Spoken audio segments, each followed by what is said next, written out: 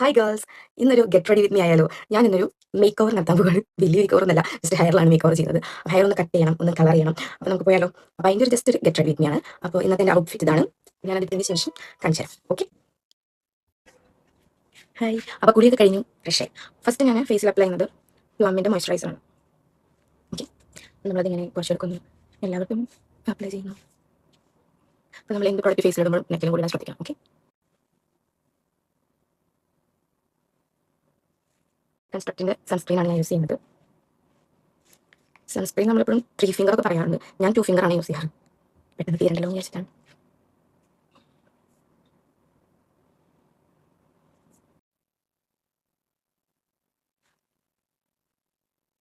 Next ഞാൻ use ചെയ്യുന്നതൊരു ബീട്രൂട്ടിൻ്റെ lip balm ആണ് കേട്ടോ. നല്ല മണമാണത്, കാണുന്നുണ്ടോ?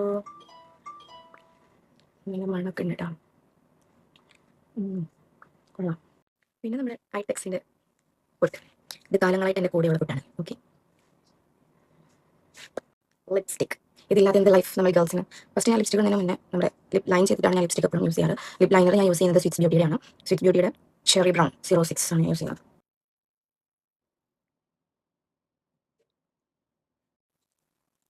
വാച്ച്,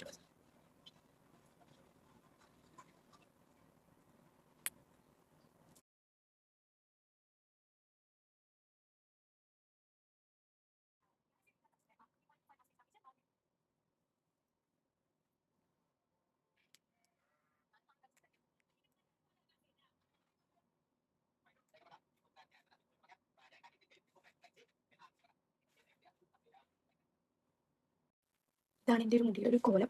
നല്ലോണം വളർന്നു. നമുക്കിത് വെട്ടി കളറൊക്കെ ചെയ്ത് സെറ്റ് ആക്കണം. പിന്നെ മുടി കുളിച്ചാൽ തീരെ ഉണങ്ങിയിട്ടില്ല. അപ്പോൾ ഞാൻ ജസ്റ്റ് വെറുതെ ഒരു ക്ലിപ്പ് ഇടുന്നേ ഉള്ളൂ. അപ്പം ഇത്രയേ ഉള്ളൂ. ഇതാണ്, ഇങ്ങനെയാണ് ഞാൻ ഡെയിലി എവിടേക്ക് പോകുമ്പോഴും ഗെറ്റ് റെഡി വിത്ത് മീ ഞാൻ ആവാറുള്ളത്. പിന്നെ നല്ല ഒരുപാട് വലിയ ഫംഗ്ഷൻസ് ഒക്കെ ആണെങ്കിൽ മാത്രമേ ആയിരിക്കും ഒരു മേക്കപ്പ് ഇടാറുള്ളൂ. ഇതാണ് എൻ്റെ നോർമൽ ചെയ്യുന്ന കാര്യങ്ങൾ, ഇത്രയും ഞാൻ ചെയ്യാറുള്ളൂ. ഓക്കെ, മുടിയൊക്കെ സെറ്റ് ആക്കിയിട്ട് നമുക്ക് ബാക്കി അതുപോലെ ഫുൾ ലുക്കൊക്കെ നമുക്ക് ലാസ്റ്റ് കാണാം. Okay, by.